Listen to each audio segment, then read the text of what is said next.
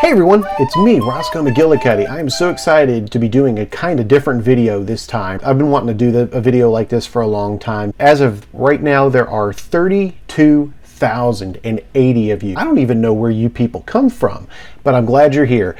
When I started this channel, I didn't think it was going to amount to very much of anything. It's been a wild, wild ride, but I appreciate all of you, all 32,080 of you. I would love to tell you thank you. Thank you for watching. Thank you for all the kind comments. Thank you for all the support. Within a year, I fully expect we'll be pushing about 100,000. So thank you. Tell a friend. We're going to create a name for the fan base on my channel, and this name actually came from one of my comments, my recent comments from somebody named Donna Bryan, who says that we should establish the nickname for my fans as the Crazy Llamas. Okay, you guys are now Crazy Llamas. Hashtag Crazy Llamas if you want. Hashtag Crazy Llama Nation, whatever. Get the word out, but that is how it's going to be addressed from here forward. So congratulations. You're crazy and you're llamas and you're crazy llamas. So thank you again for being a fan and for being a crazy llama. Another thing I wanted to do was to answer a bunch of the questions that I get a lot. And I try to answer all of the comments, but it's not so easy all the time. We'll get started right into it. First and foremost, I get a lot of questions about what software I use to make my YouTube poops. Well, in the beginning, I was using a very, very old version of Adobe Premiere Pro. It was still great, but it was so old that it didn't want to put the videos out in the right resolution. So eventually I was able to upgrade through help from a friend in the YouTube poop community, and I'm now using Vegas Pro version 16. Very, very recent program. It has a lot more capabilities. It's a lot faster. Now, as you can see with some of the newer videos, there's a lot more different kind of stuff going on. It makes for a better video, and I hope you guys enjoy it. Another question that I get a lot is when I made one of my first videos called Peppa Breaks the Computer, I used a music segment that everybody asks, what is that? What is that? What is that? And we'll play it here now. Mummy?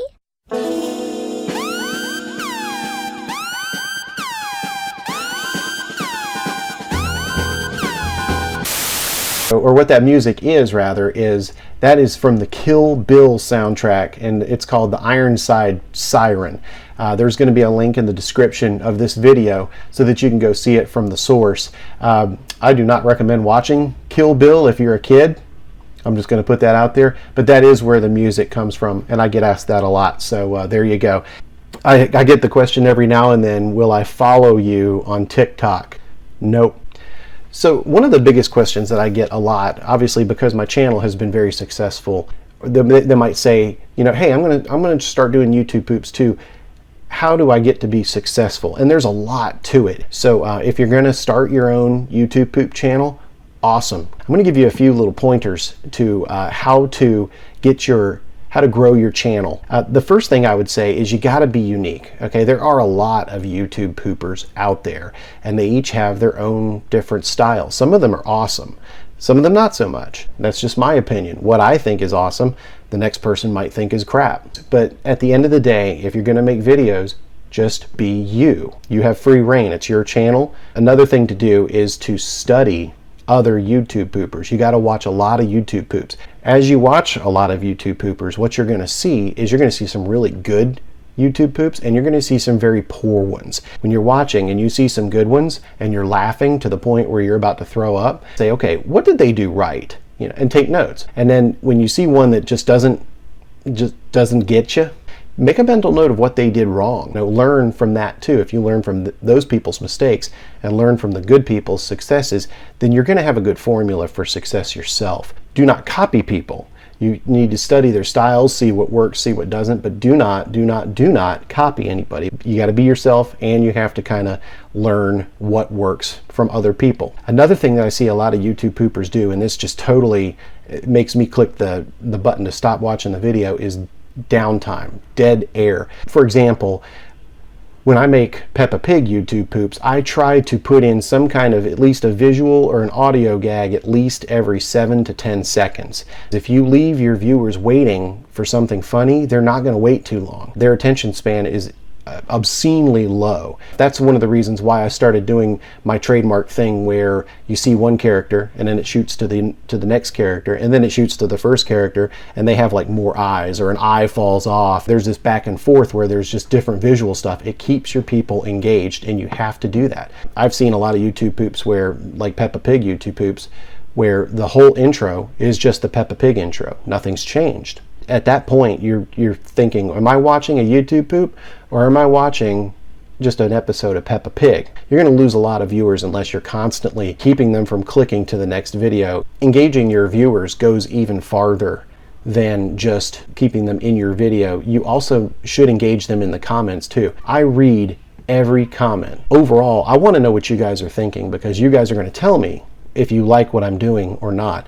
And if you don't like what I'm doing, I'm going to change it up. Without you, I'm nothing. So go through your comments if you get them and answer them, like them, and if somebody asks you a question, answer it. Tell people thank you. If they give you a compliment, tell them thank you. That goes a long way. If you build a relationship with the people who are watching you, they're going to appreciate you and they're going to keep coming back for more. And when you make your own videos, you have to make your own kind of trademarks. Like I mentioned before, mine include the back and forth. I've also have a lot of eyeballs falling off of characters and just some kind of recurring gags. That way people are going to kind of they're going to know what to expect when they watch your videos, and that helps them feel more comfortable and to stay on your videos longer.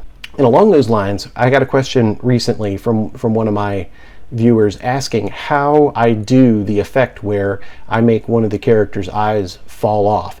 It's kind of tricky, but I'm going to give you a little tutorial here and I'm going to walk you through it.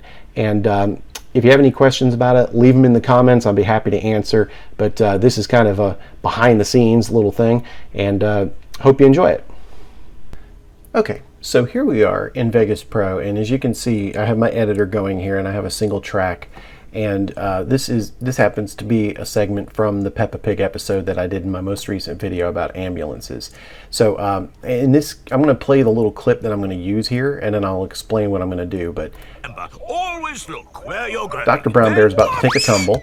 He's going to fall down the hill. And he's going to go through some briars. Now that's all we need for this. But what I'm really interested in is right here, where Peppa is saying that he's falling down the hill. Okay, so I'm going to take this segment right here. I want to make her eye here fall from this frame. So what I'm going to do is I'm going to freeze this frame by going over one frame, and I'm going to just splice it right here. And I want it to fall off when she's like this. So the way that I do this in Vegas Pro is I need to freeze this frame, this segment here that I've created. And the way that you do this, come on now. The way you do this is you select this little guy right here, the freeze frame at cursor. Boom.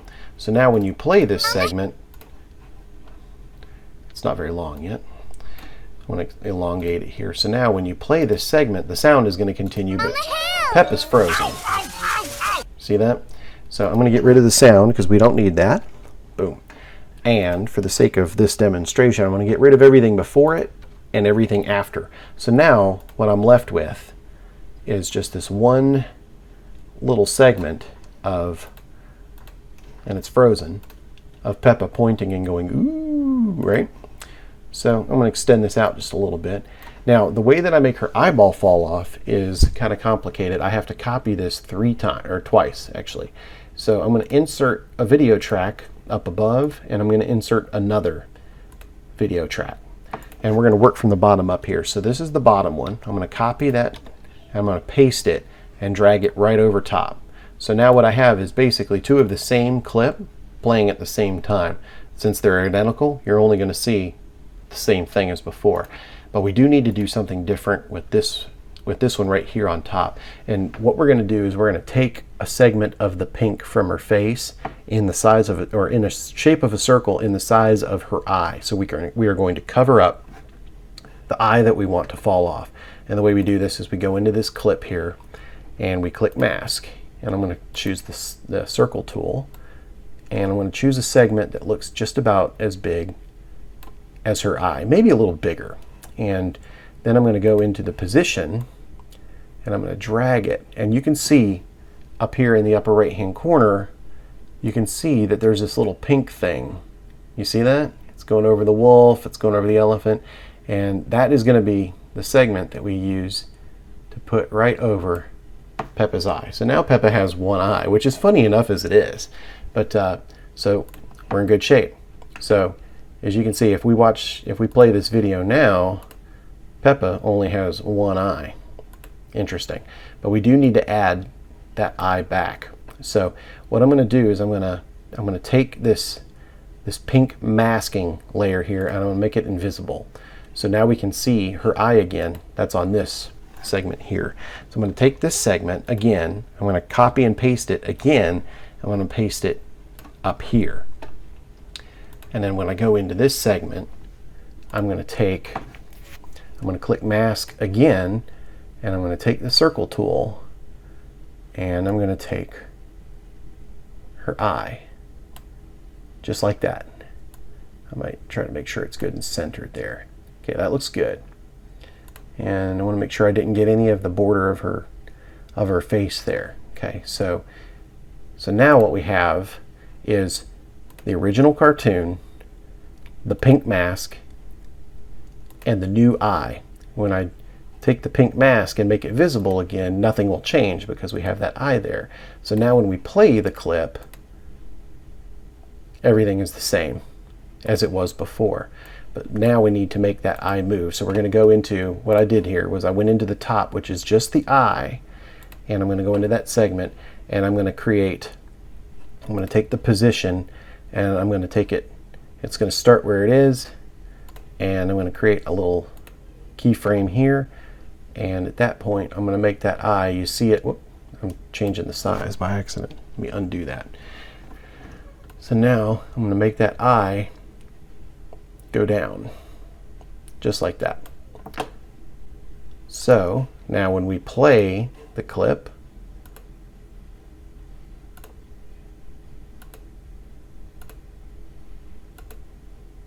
there goes her eye. Now obviously that's falling really slowly and everything, but you can change the speed of it by taking this keyframe and moving it a lot closer to the original. And so now when we take it from the beginning, click play, boom, there goes her eye. And of course, when that eye falls off the screen, you can add a little squish sound effect or something like that, like I do. One thing that I do is I actually make the eye, I try to make the eye fall slowly at first and then quickly. And the way I do that is I take a couple of keyframes, and here we go. Yeah, it's not going to behave itself, is it? So there you go. That way, this is how I go in and I make something like an eyeball fall off of Peppa Pig, just like that. And I would add a squish sound or something like that. But that's just one of the many things that I do when I make YouTube poops. And I could do that with Candy Cat up here, Wendy Wolf, is it Emily Elephant, and Freddie Fox. The mole would be a little tricky because of the glasses, but I have done that before. You just have to get in the middle there. But yeah, there's a lot of tricks, and hopefully this will kind of open you up to maybe some creativity that you might be able to come up with. It'd be interesting to see what you do. But yeah, so I really appreciate you guys taking the time to watch this video. I know it's been a little bit longer than normal, but hopefully it's been fun and beneficial. And I hope you guys have enjoyed it, and I can't wait to see you next time. Take care.